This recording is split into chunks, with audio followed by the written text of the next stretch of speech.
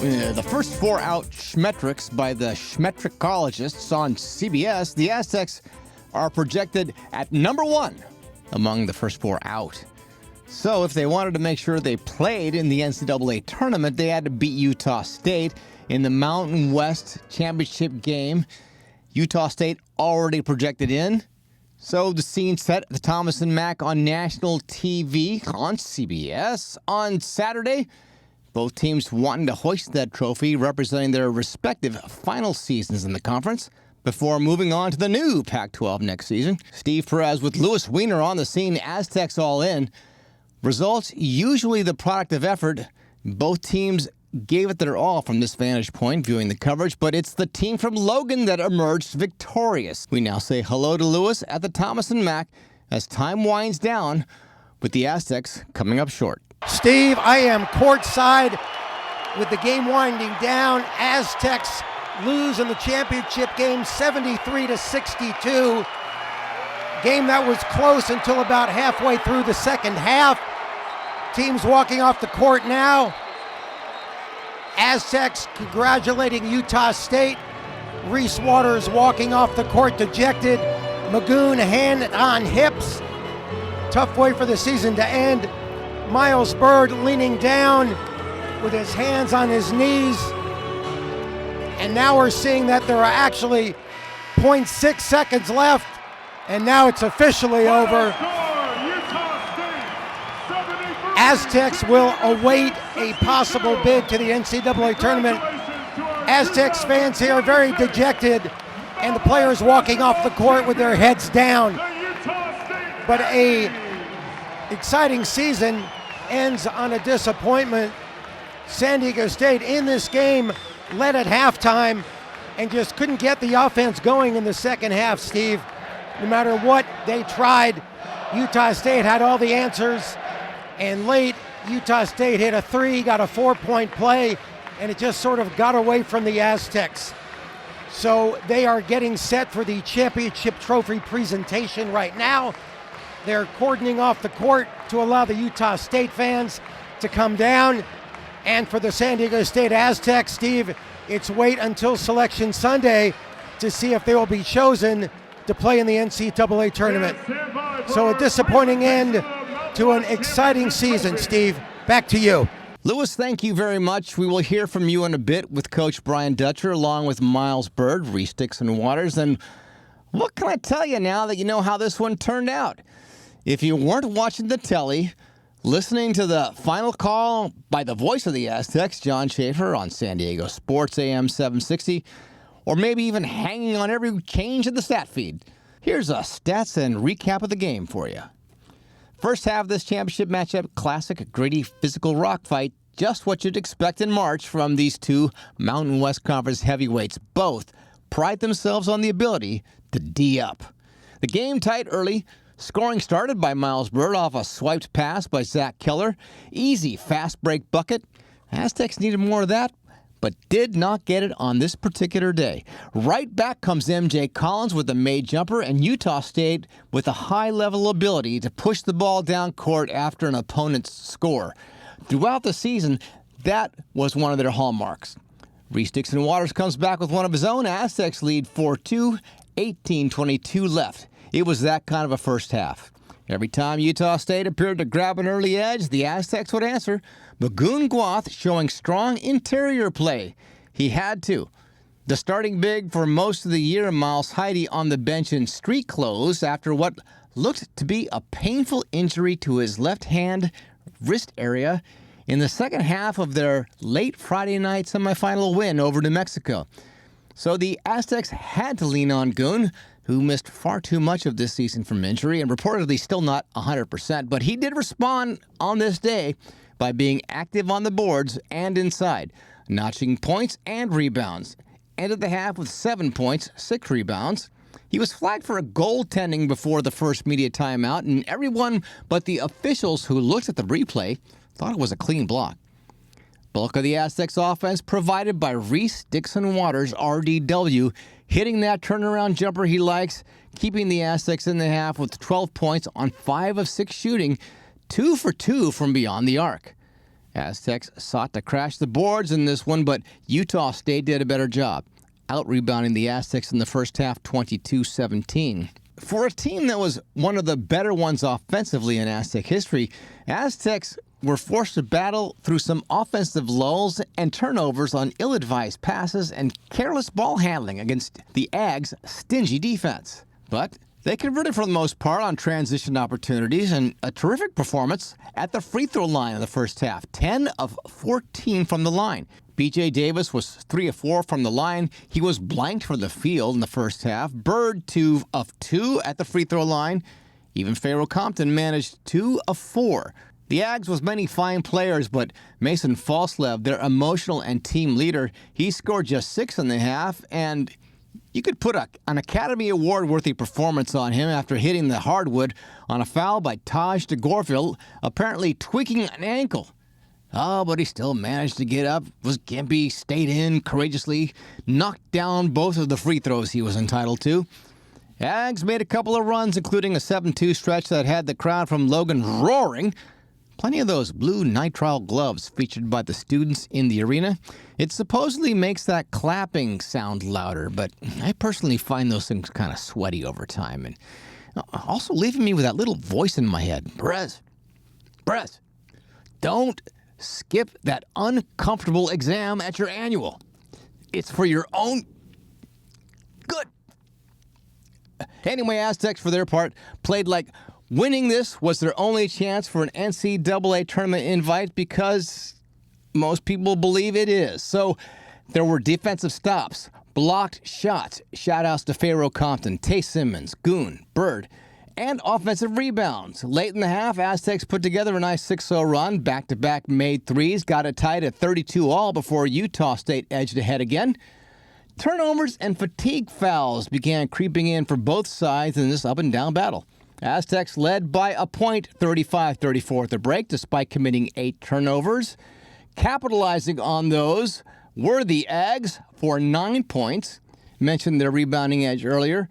The edge coming on the offensive end, leading them to 10 second-chance points. Aztecs managed to match 10 second-chance points, though. So in the paint, though, was where the board-crashing Ags excelled. They had 20 to the Aztecs' 12. Still at the break, Aztecs in it, your typical low-scoring, hard-fought Mountain West slugfest, defense dominating, boards contested, every possession mattering. Second half, though, saw the Ags start out with a 7-0 run. Aztecs, an offensive lull, partly looked like due to fatigue, also got to credit that Ags defense, pushing the Aztecs away from the basket the entire time, crowding them at the three-point line as well. Aztecs managed to claw back into this one. They actually held a lead with 10 minutes left, 50-49. It was then the Aggies responded with an 8-2 run. Pushed the lead to 11 after that on an emphatic dunk by Adlan Elamine off an alley-oop with 4:21 left in the game. Ags continued to push the Aztecs away from the three-point line, a shot that the Aztecs desperately needed to make at this point in the game, and they got stuck settling for tough contested shots late in the clock. And despite some late putbacks and three-pointers by Goon, it was pretty much academic the rest of the way in. En route to that 73-62 final, Utah State gets to hoist the trophy, cut down the net, outscoring the Aztecs 39-27 in the second half. In the game, Utah State shoots 46% from the field. They were extremely generous as a team with the ball. As a team dishing out 18 assists to the Aztecs 10, Falslev had 6. There were how many forced turnovers in the game?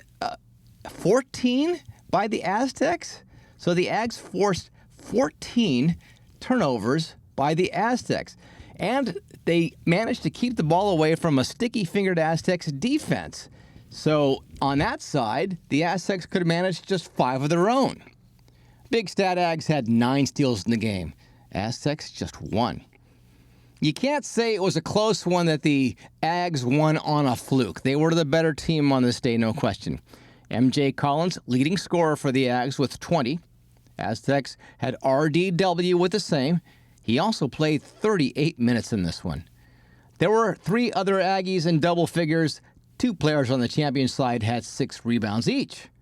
Reese Dixon-Waters led the Aztecs with 20.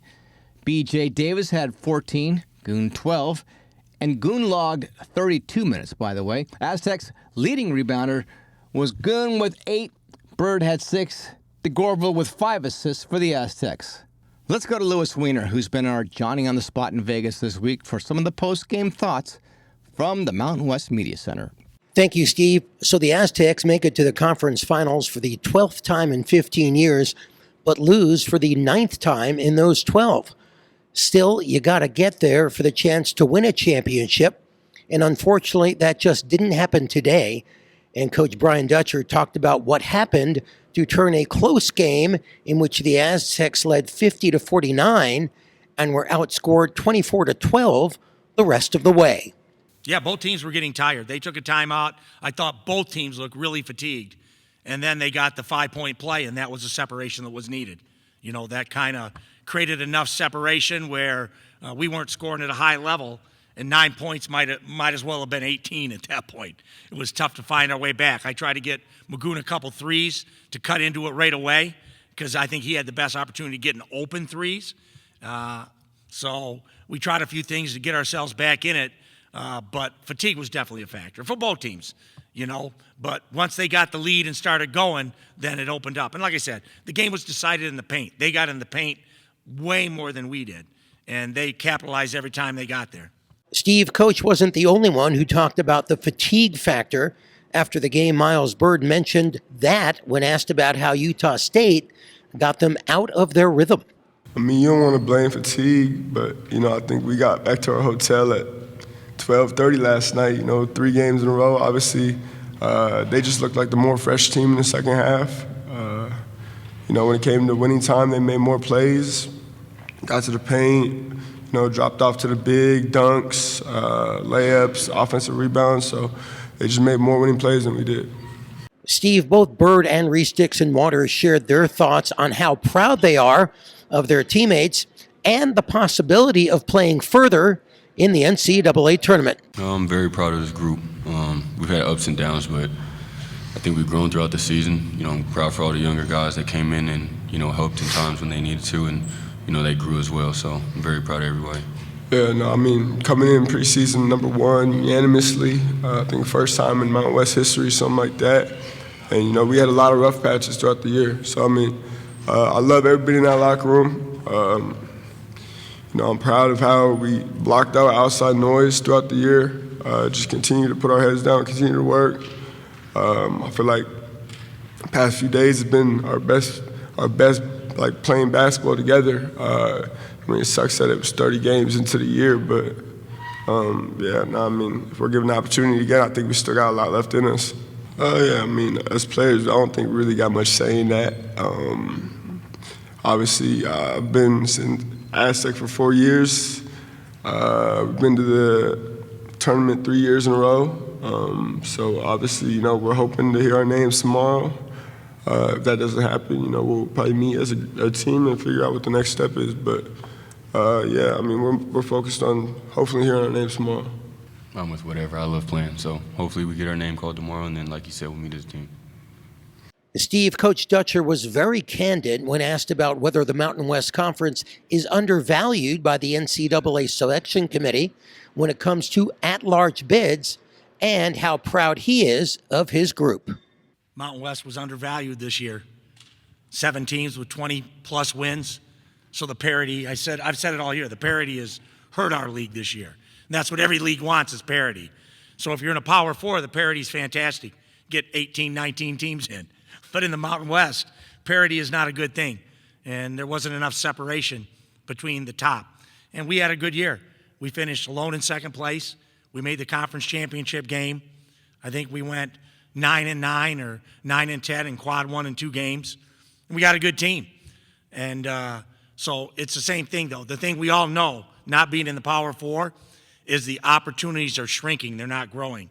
So when people say, well, it's a soft bubble and we don't need to expand the field, we don't need to expand the field if we keep taking mediocre Power 4 teams.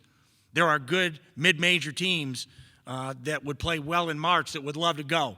And so when they say the bubble's soft. It might be soft with mid-major or with Power Fours, but it's not soft with mid-majors. There are a lot of good mid-major teams, and we are one of them. So, Steve, it's fingers crossed and wait and see for Aztecs fans after a disappointing end to a pretty successful season. Back to you for some final thoughts. Thank you, Lewis. You got to tip that old News 9 sports cap to Utah State. The Ags went 28-6 on the season so far.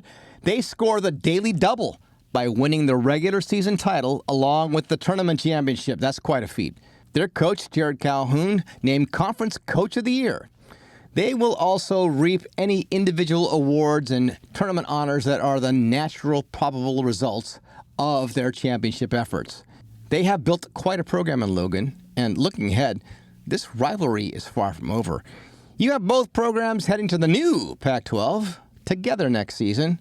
Of course, there's a Gonzaga team joining in next year that will have something to say about who hoists the trophy next year, but this was the last Mountain West Conference championship these two will ever play in. Right now, the Aztecs-Ags rivalry, you got to give the upper hand after the day's win to the Ags by virtue of their dominant season. Before we say goodbye to the Mountain West and the Hoops Department, have to extend sincere thanks to everyone in the Mountain West Media Relations Office for their professional assistance throughout the years.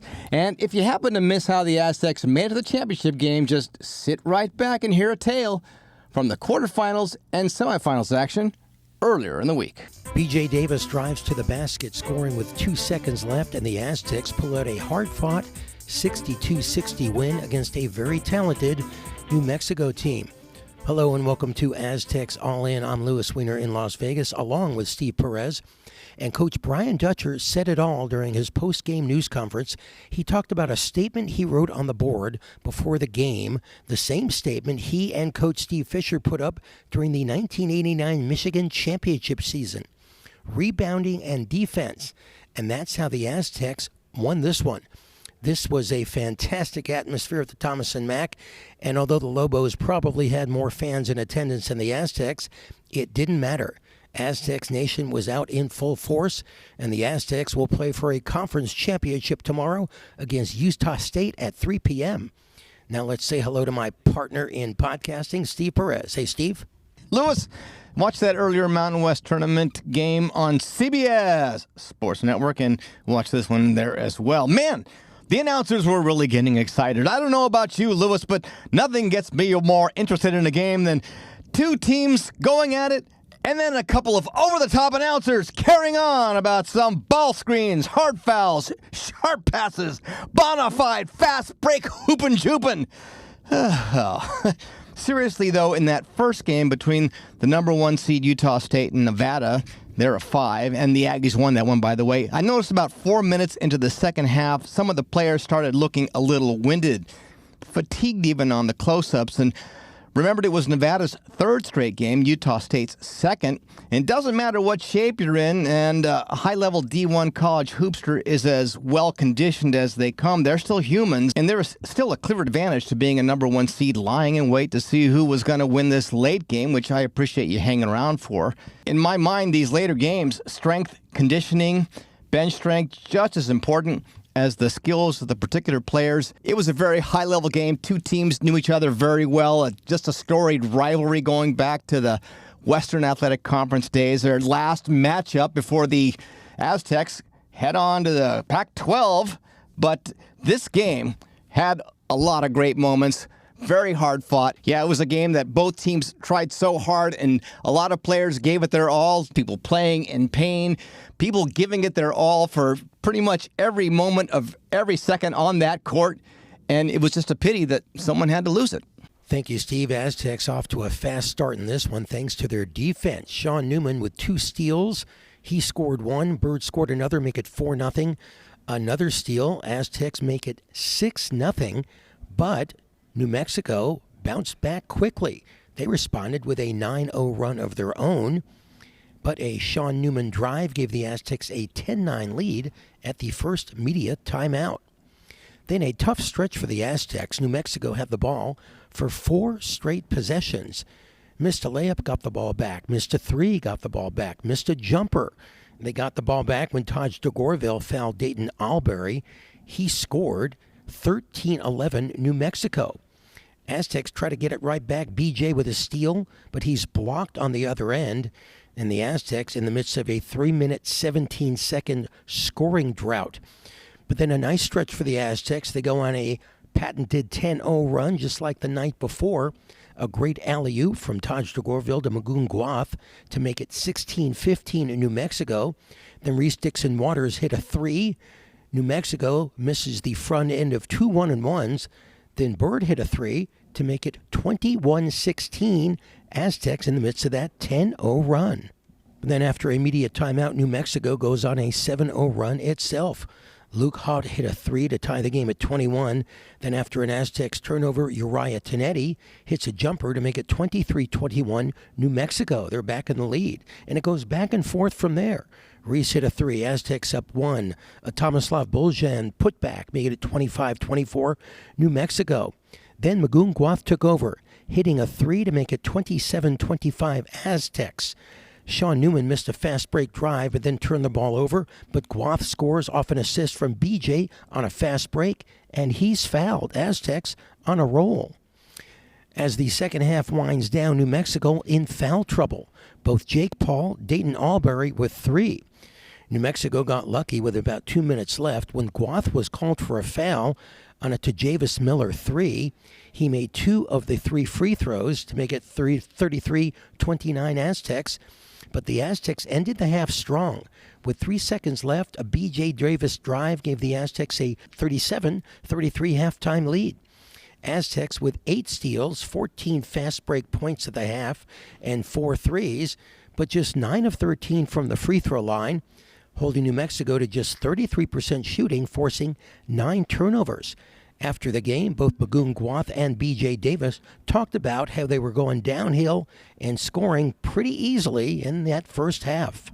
I seen a little opening, so just wanted to attack the space. I seen the empty space, and I think it's just growing up, you know, you always envision those type of scenarios when you're just out there by yourself, you know, just 3, 2, 1, those type of scenarios. So I feel like it's just a testament to all the work that we've put in, and you know, I can't do it without my teammates be in the right spot and space out so I can get a look like that. So yeah, it's just all about the confidence and, you know, not really trying to think your way into it.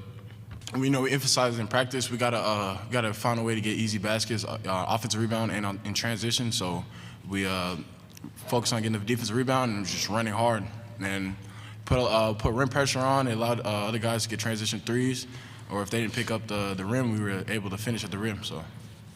A hectic start to the second half. Lobos and Aztecs exchanging baskets and fouls. Dayton Albury pulled New Mexico within 2 at 37-35. But Tay Simmons, 2 free throws to extend that lead, and he misses both. Not a good sign after what happened the night before. Miles Heide and Luke Hopp exchange baskets underneath, but a Byrd steal and Simmons score makes it 41-37 Aztecs. Second media timeout, back and forth. Neither team able to gain any momentum for any period of time. Aztecs in foul trouble with Pharaoh Compton picking up his 3rd and 4th fouls on back-to-back plays. And Aztecs a bit unlucky as B.J. Davis loses his balance dribbling, turning the ball over. Aztecs got a little something going after that on back-to-back possessions after New Mexico tied the game at 44. Byrd scored underneath to make it 46-44, and then Taj to Guath to make it 48-44. But the Aztecs give up a quick basket to Uriah Tonetti, and it's a 2-point game again. But the Aztecs stretch it back to 6 after 2 B.J. Davis free throws and a Reese Dixon-Waters fall-away jumper. 52-46 Aztecs, but a New Mexico free throw and a 3 by Dayton Albury, and it was a 2-point game with 7:51 left. Then New Mexico, Luke Hopp ties it at 52, part of a New Mexico 6-0 run, and an Albury drive gave New Mexico their first lead in a while, 54-53. But a Tay Simmons drive and a Taj jumper gave the Aztecs 4 straight points and a 57-54 lead with 5:05 left. New Mexico calls a timeout. And out of that timeout, Guath is called for a foul, but Tomislav Boljan misses 2 free throws. But Uriah Toretti made 2 more after a Byrd foul, making it a 1-point game, 57-56. But at 3:58, Magoon with a corner 3, huge shot, and a 4-point Aztec lead, 60-56. At the 2:24 mark, the ball goes out of bounds going to San Diego State, but New Mexico challenges a call with the Aztecs up 60-58, and the call goes to New Mexico. They get the ball. But the Aztecs defense holds. Next possession, Tay Simmons scores underneath to make it 62-58. And after a New Mexico miss, Guath almost puts the Aztecs up 7, but his long 3 spins around the rim, doesn't drop. New Mexico gets the ball back 59.6 seconds when an inbound pass to Guath goes out of bounds. Albury gets the ball. He drives, trips. B.J. Davis called for a foul. He makes both to make it 62-60. And then Albury again drives. It's 62-62. Aztecs get the ball back with 20 seconds left, trying to find an opening. B.J. Davis drives with 2 seconds left on the clock, scores 64-62 Aztecs with 2.1 seconds left. New Mexico with a long inbound pass. It looks like the game is over, but Magoon Guath catches that pass as it's tipped. His foot is on the sideline, so New Mexico gets the ball with 0.6 seconds left, and they inbound the ball. The buzzer sounds. Game ends. Aztecs win 64-62. A terrific game all around. Aztecs shoot 41% overall, 5 of 21 from 3. New Mexico, 32.8% overall. Aztecs defense played well. They did go 7 of 21 from the 3-point marker. Rebounds, incredibly, New Mexico pulled down 20 offensive rebounds to the Aztecs 12. And New Mexico only out-rebounded the Aztecs, though, 46-43. And in the paint, the Aztecs scored 32 points to New Mexico's 22. The Aztecs had 10 second-chance points to 9 for New Mexico. And the Aztecs really moved the ball quickly on those fast breaks, outscoring New Mexico 17-9. Let's get some more on the post-game comments from Steve. Thank you, Lewis. In the words of the great Cubs sportscaster Harry Carey, holy cow, what a finish. B.J. Davis, ball in his hands, and it just makes a play. Of course, there was some drama with a few ticks on the clock after his score, but turned out to be academic. From off the bench, tallies 12 points, none more important than the game winner. Here's a compilation of his thoughts after the game from CBS Sports Network immediately afterward. And from you in the interview room, he talks about that game winner, what was going on through his mind, the importance of a win, keeping the Aztecs' March Madness hopes alive, and most important, a chance to win a championship against Utah State on Saturday. Our coach says March is for players, and a lot of our players stepped up and made huge plays, rebounded the ball, and I got all my faith in my guys, so they helped me stay cool and calm. They scored, and it was about 20 seconds left on the clock. Knew we needed one shot, so just kind of waited till the time went down and, wanted to drive to the basket, didn't really want to shoot, just to kind of put that pressure on the defense and the refs. So just drove to the basket and made the bucket. I seen a little opening, so just wanted to attack the space. I seen the empty space, and I think it's just growing up, you always envision those type of scenarios when you're just out there by yourself, just 3, 2, 1, those type of scenarios. So I feel like it's just a testament to all the work that we've put in. And, I can't do it without my teammates, be in the right spot and space out so I can get a look like that. So, yeah, it's just all about the confidence and, not really trying to think your way into it. We kind of, kept that in the back of our mind, try to hit the glass a little harder, play a little better defense. It was getting downhill because, they got good guards and stuff, but we're just trying to do our best because we know that's at stake. Yeah, just got to go home, get some sleep, and bring the same intensity tomorrow. Try to get it done. Just amazing how calm he sounds discussing such an exciting play. Now to Coach Brian Dutcher after the game. He says the game was one of those that he and his team have come to expect against the Lobos throughout the years. Just another epic battle between San Diego State and New Mexico. All 3 games were that way this year. We made a timely basket to beat them at our place.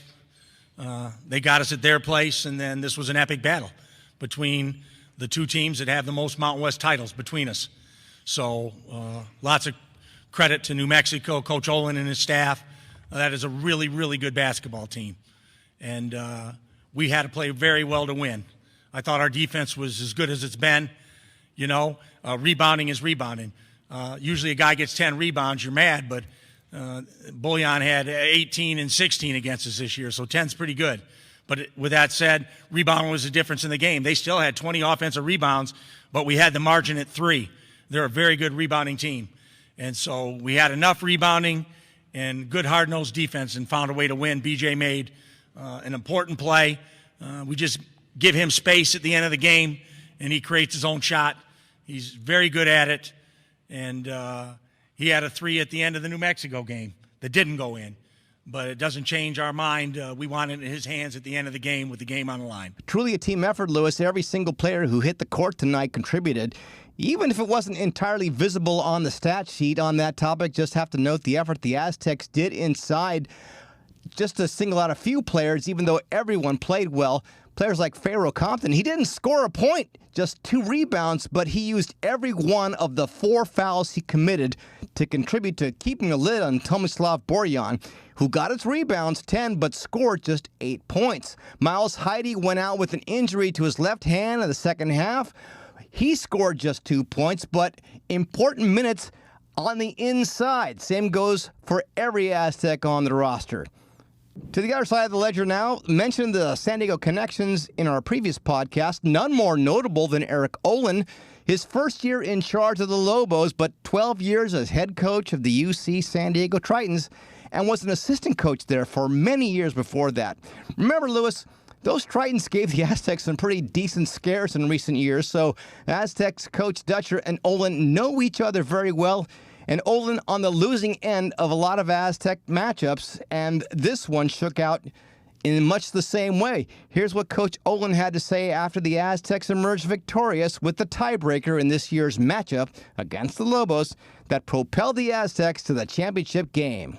Obviously a disappointing result. Congrats to San Diego State. I thought that was a pretty good college basketball game. Obviously our locker room's disappointed to come out on the wrong end of that. But really proud of our effort. I thought we fought and competed, gave ourselves a chance. We knew it was going to come down to a couple plays at the end against a really good team. And the first 2 games were similar in terms of, one possession can go either way. And ultimately we didn't get that done. But again, just really proud of our group. Appreciate all the fans, Lobo Nation that came out to support us. Pitt West is a real thing, and they certainly helped us. I think that I know that our guys really appreciate that. They appreciate the support they've gotten all season from our fans, and I know that they don't take that for granted. Lewis, I know it's late, so props to you for putting this one together at such a late hour. Back to you for your closing thoughts. All right, Steve, thank you. It is the rubber game of the match between the San Diego State Aztecs and the Utah State Aggies at 3 p.m. tip-off on CBS, with the winner getting the automatic berth into the NCAA Tournament. And we will have much more in the post-game podcast following that championship game. And in case you missed anything that we've done this week at the tournament, including the win over Colorado State, here you can take a listen to that right now. Thank you, Lewis. Aztecs' solid defense, subpar performance at the free throw line, combined with hot shooting from beyond the arc by the Rams, made the final score 71-62 look like the game was closer than it was. The team from Fort Collins led by 5 in the early going, ended the half shooting 43% from downtown on 6 of 14 shooting. Threes from all over, contested, late in the clock, didn't matter. They just kept going in because the Rams are an excellent three-point shooting team, best in the Mountain West. But the Aztecs owned the glass and the paint. Rebounding margin 26-14 in the first half. They had 14 second chance points, a total of 24 points in the paint. And they needed them too, because Aztecs were cold from three-point land. A tepid 13% on 1 of 8 shooting. Ultimately, Aztecs battled to a 39-26 lead at the break, pulling away decisively in the closing minutes. Miles Byrd coming out with a lot of energy during the half, leading the team with his dad looking on, 9 points on efficient drives and jumpers. Pharaoh Compton playing like a man on a mission, 10 points in the half, 4 rebounds. Miles Heide showing some toughness inside with 5 boards. No LZ Harrington for the Aztecs, still out with a lower leg injury, but Sean Newman Jr. started at the point. Ran an offense where everyone scored but Taj DeGorville. Aztecs closing the half on a 13-0 tear over the last 2 minutes, featuring back-to-back threes from B.J. Davis and Miles Byrd. The Rams, Brandon Recksteiner and Chase Butler winged enough threes and ended the half with 9 apiece to stay in touch. The second half summary felt like a game the Aztecs could have emptied the bench on, but for their inability to consistently knock down their free throws. They finished the game 22 of 42, 52% from the line. Had a 16-point lead 6 minutes into the half, but it's the tournament. Loser goes home, so the Rams giving their all. They managed to get it within single digits inside of 5 minutes and were instructed by their coach, Ali Farokmanesh, to play their version of Hack-a-Shack. Aztecs obliged by missing more than any team should who has postseason aspirations. Rams kept in touch by continuing to make shots from 3 and anywhere they could. On balance, though, Aztecs limited Colorado State to tough shots and kept crashing those boards. Miles Byrd finished with a team-high 12 points and 8 rebounds, tied with Miles Heide for most rebounds on the team. Aztecs got double-digit scoring from Reese, Dixon-Waters and Pharaoh Compton. Balanced scoring throughout the team lineup, 24 points off the bench. Rex Steiner led the losing side with 16. Don't mean to pick on him, but Tay Simmons, who is otherwise a fine physical player for the Aztecs, was targeted by the Rams for fouling, sending him to the line, and he went 5 of 12 from there. Aztecs unable to score from the field in the last 6 minutes, 49 seconds. But that is picking nits. Aztecs led this one for 32 minutes total. They play solid and at times stifling defense, continue their domination on the boards, out-rebounding the Rams by 10 for the game, 14 offensive boards on the night, 18 second-chance points. They finish the night with 42 points in the paint. Aztecs get the win, get to play in the semifinals on Friday. We now go back to Lewis, our man at the Thomas and Mack, with the post-game comments. Thank you, Steve. Now, this Aztecs team looked nothing like the Aztecs team we saw the last 4 or 5 games of the season, where they gave up, I believe, 5 straight games of 80 points or more. And Coach Dutcher said coming into this one, he was focused on Colorado State. No disrespect to Fresno State, but he said they practiced to play Colorado State, and the focus was on defense and rebounding. And boy, did that pay off. The Aztecs pulled down 14 offensive rebounds in this one, and they had 18 second chance points. And as far as defense, Steve, they did a pretty good job. Yes, Colorado State hit 13 three-pointers, but they only hit 19 field goals for the game. So that was only 6 two-point shots that they made. And Coach Dutcher talked about that after the game. Getting a bye helped. And not only for legs, but we spent 4 days, no disrespect for Fresno, we spent 4 days getting ready for Colorado State. So I think everyone could see we were pretty locked in defensively. We left this tournament last year to Boise because we got destroyed on the glass. And when we rebound the ball, we're hard to beat. And so we rebounded the ball at a high level tonight, both offensively and defensively. So defense and rebounding win championships.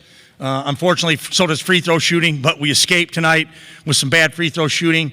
I'm going to fire the free throw coach, but it's me. So I'm going to give myself one more day to try to get it right. Steve, this was a wacky end to the game. I mentioned it earlier. Aztecs went 6 minutes, 49 seconds, the last 6 minutes and 49 seconds of the game without a field goal, and they only hit 50% of their last 18 free throws. And after the game, I asked Coach Dutcher if he had ever been a part of such a wacky ending to a game, and here's what he had to say. I would have liked to get a shot at it, but they wouldn't even let us get across half court. They fouled everybody and anybody, and everybody missed. Byrd missed, Reese missed, Tay missed, Heide missed, and just Magoon missed too. Just go down the list. So it didn't matter who they picked. We didn't have everybody making them. So it's a credit to our defense. You know, you miss free throws and you give in. All of a sudden you look up, it's a 2-point game. But we continue to get stops. You know, we got stops no matter what happened at the foul line. We didn't let the frustration consume us where we didn't play good defense at the other end. Steve, as I said a few minutes ago, the Aztecs were able to limit Colorado State. The Aztecs scored 42 points in the paint to just 8 of Colorado State. And defense, again, was the focus. And Miles and Farrow Compton talked about that after the game. Yeah, you know, we came into the game knowing the type of offense they like to run. Main focus for us was, you know, pressuring the quarterback, as we call it. A lot of guys end up at the top of the key, you know, with no dribble, trying to look for cutters and stuff like that. So just try to pressure the quarterback, pressure them on ball, and take them out of their offense and make them uncomfortable. Oh yeah, I just say we did a good job being physical and then just disrupting them, just really not letting them get into their sets. Steve, was a different-looking starting lineup, and one player, a member of the rotation, Jeremiah Oden, didn't even play. Elsie Harrington was out with his injury, and Sean Newman Jr. got the start. Coach talked a little bit about the starting lineup situation after the game. Yeah, well, obviously LZ's out with the leg, and so Sean stepped back in. He did a great job. And then obviously we have Taj backing him up, and then BJ capable of playing multiple positions. So we still have a lot of depth at that position, and Sean made some really timely plays and layups down the stretch, getting to the rim and attacking the basket, which was great for us. All right, Steve, that'll do it here from the Thomas and Mack Arena. Back to you. Thank you, Lewis. Well, the Aztecs have another familiar foe on tap in the semifinals on Friday. It's the New Mexico Lobos, who advanced by beating the San Jose State Spartans, or as I affectionately call them, the Con Exentos. The number 11 seed surprised everyone, including Boise State fans, by advancing to the quarterfinals with a big upset win Wednesday over the 6th-seeded Broncos. That after losing to the team from Boise in both regular season games by double-digit margins. But the plucky team from San Jose was eliminated by the Lobos in the final game on Thursday night at the Thomas and Mack. Lobos fans always look forward to the trek to Vegas from Albuquerque. Aztecs Lobos won their home games against one another. Many San Diego connections in this matchup for New Mexico. Their first-year coach, Eric Olin, coached UC San Diego last season. And they have a sharpshooting guard in Jake Hall out of Carlsbad named Freshman of the Year and named to the All-Mountain West first team. Another guard, Luke Haupt, is a grad transfer from Point Loma Nazarene. Thank you, Steve. And that will do it from Las Vegas for this championship game edition of Aztecs All In and our coverage of the Mountain West Conference Tournament. Thank you so much for listening. Please follow or subscribe wherever you listen to your favorite podcasts. You can also follow us on the X, Aztecs_all_in, and drop us a line, aztecsallin@gmail.com. So for Steve Perez, I'm Louis Weiner. So long.